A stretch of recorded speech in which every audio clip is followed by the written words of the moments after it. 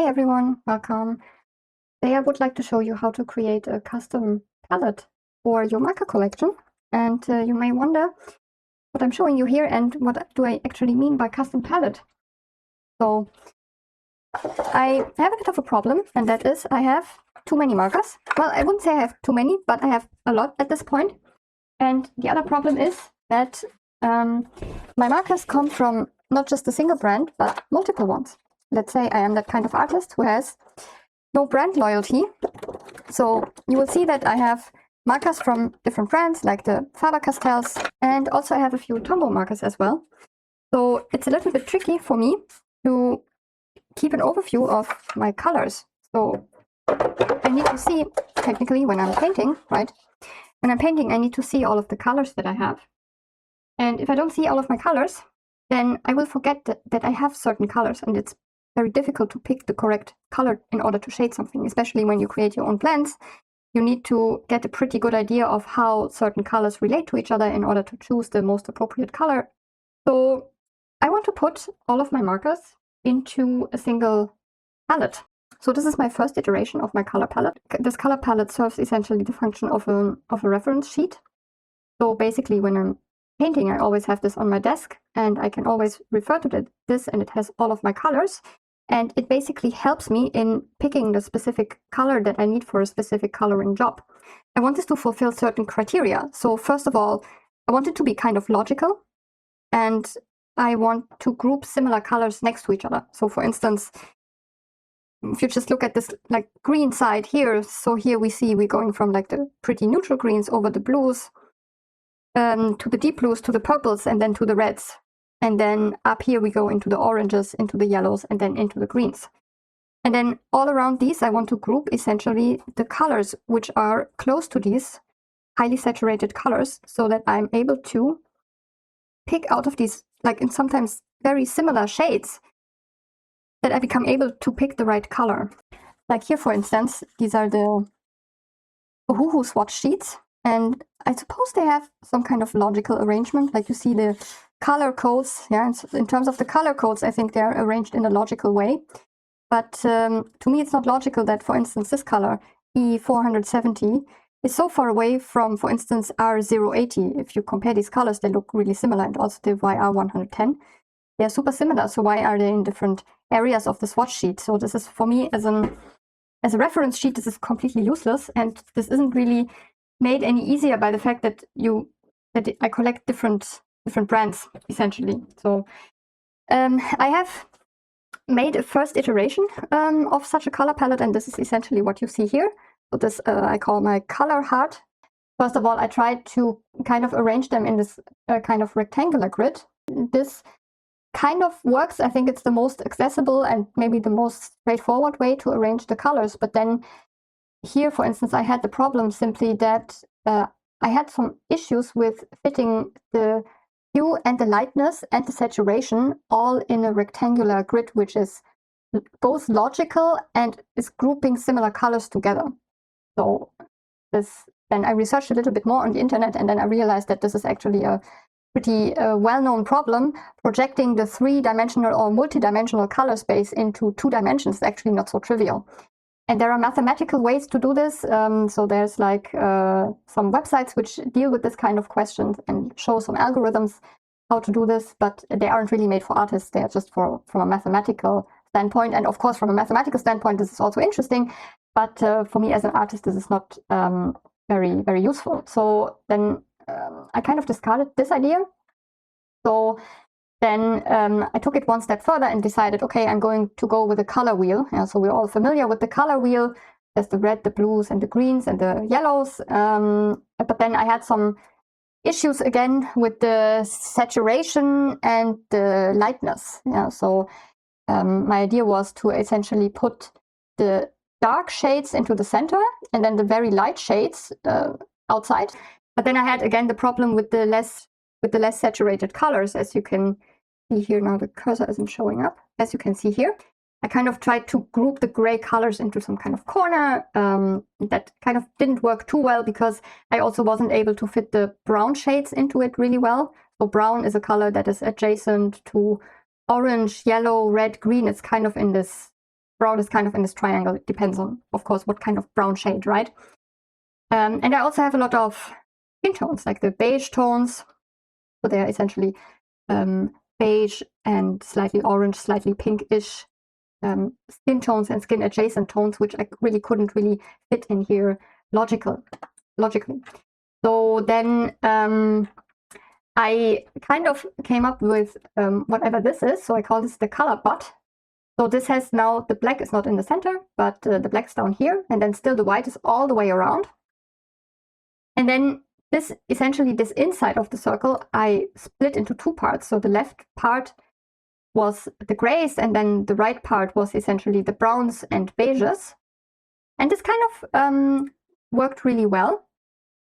But first of all, I didn't like the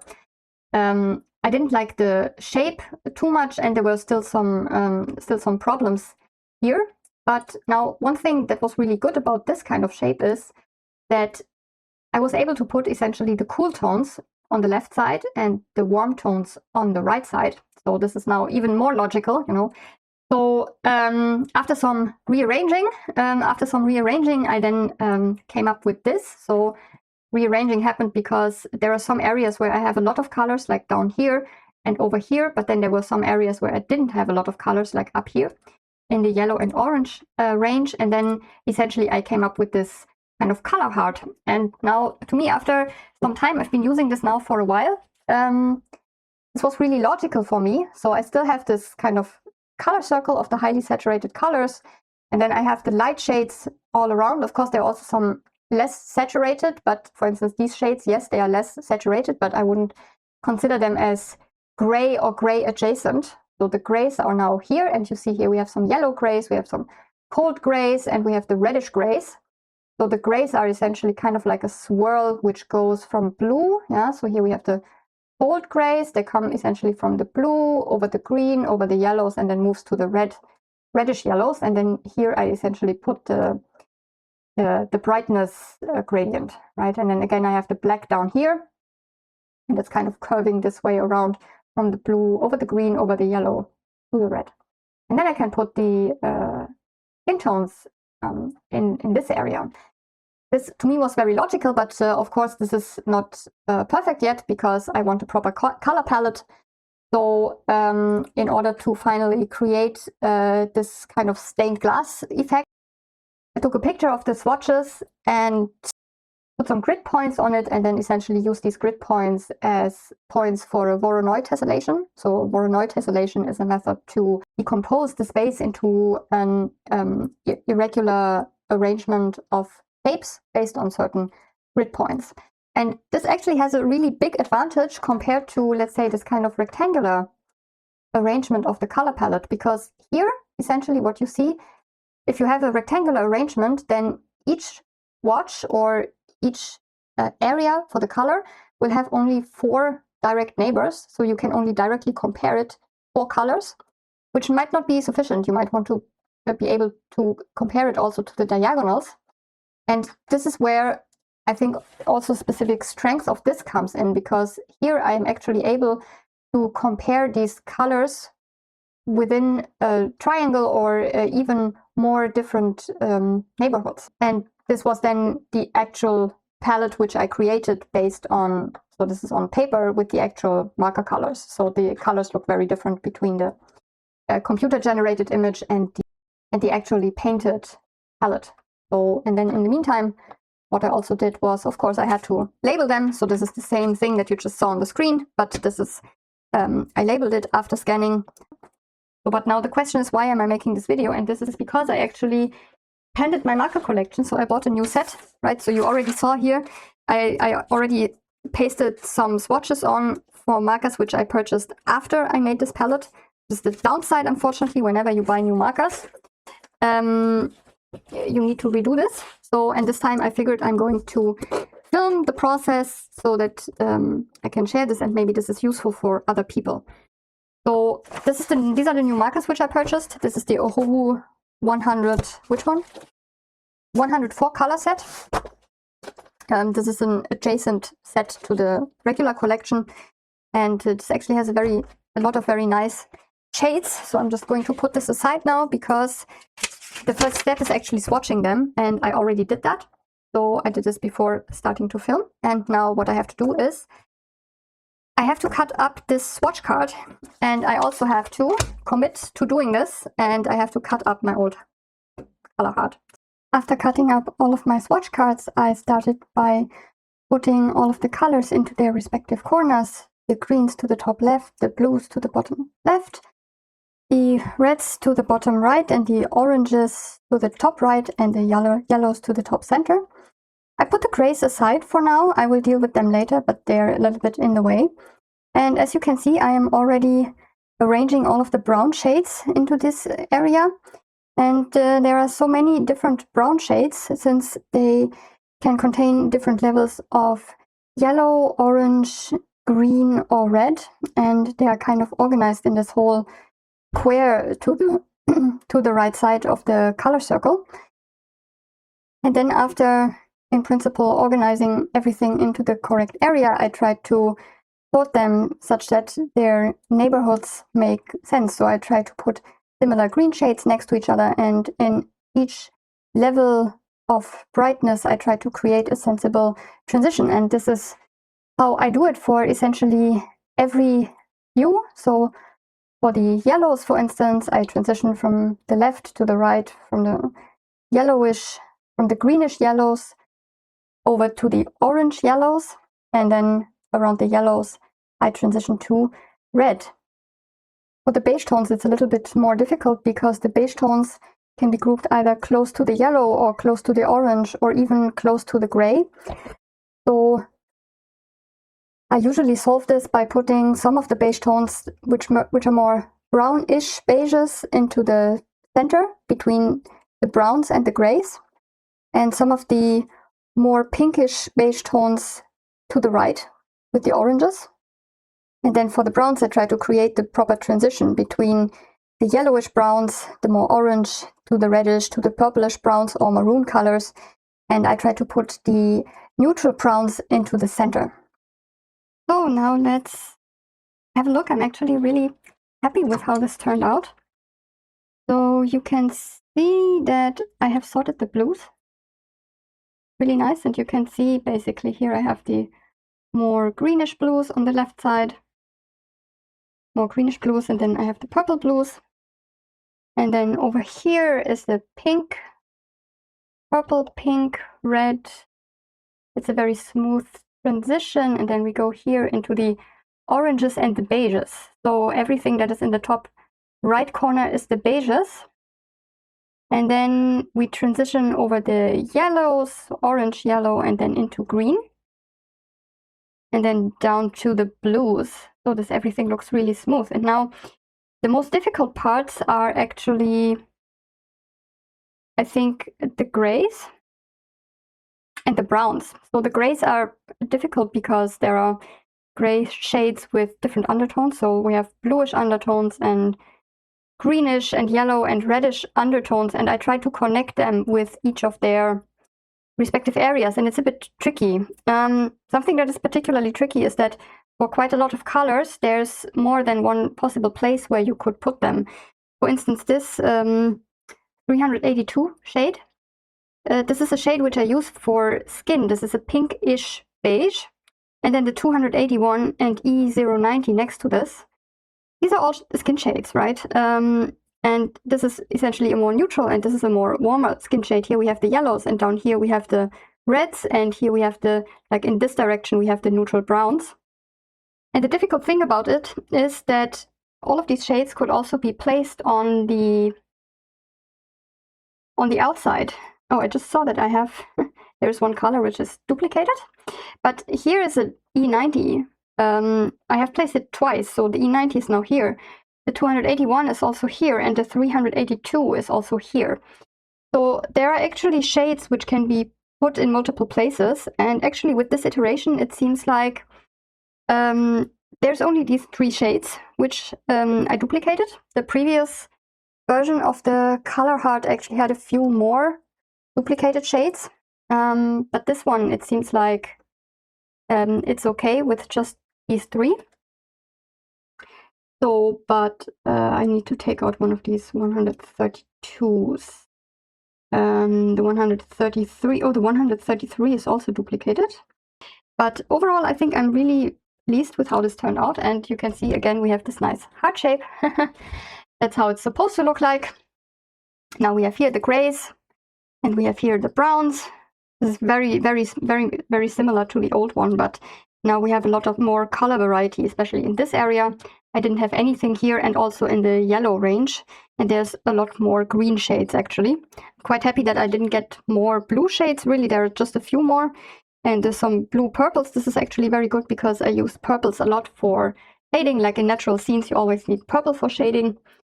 Yeah, so now comes the next step. I'm just going to move these swatches around a little bit more until I'm quite satisfied with the placement.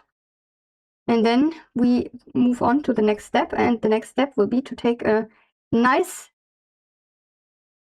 and hopefully straight picture of this and then transfer this to the computer. And then we continue in the software. So now we're here. I took a photo of the whole thing. So now what I have to do essentially is I need to place a dot on each of these. And this is kind of a stupid work. So I'm just going to place one circle on each of them, approximately in the center. It doesn't need to be exactly in the center. I can also later adjust the positions a little bit, but this I can only really see after I do the Voronoi tessellation. Then I can see really what it looks like, because in the end what we're going to do is we're going to use the points which I'm placing. We're going to use these as the grid points for the space decomposition. And it's a little bit difficult to predict what the shapes are going to look like. And in principle, I want each of the areas to be approximately the same size. They don't need to be exactly the same size, but usually I think it's a little bit easier to really see the color if all of the fields have the same size. The Voronoi tessellation itself was done in Matlab. So the basic idea is I export my grid as a vector image, and then I import this vector image into Matlab, and I read the positions of these grid points from the vector image. And then I use these grid points as the points for the Voronoi space decomposition. And this is essentially something which works fairly automatically. It's just the file import which is a bit annoying. But I think there are probably easier ways to do it, but this is how I usually do it. So now here's the finished result. And it doesn't look as heart-shaped as the previous version. So of course the shape is still there, but you can't really see the outline so much anymore. But it's not a big deal, because I think it's a good palette. So now the next step would be actually to remove the colors from here, print it, and then fill it in with the actual markers while correcting the mistakes. I will try to do that while coloring them in. So I will see what it looks like when I color it. So this is how it turned out later. After adding all the labels in the software, I can finally start coloring in the actual colors, and I do this essentially by sections from my storage containers. So I'm starting with the grays, and then I'm moving on to the blues, to the greens, and so on.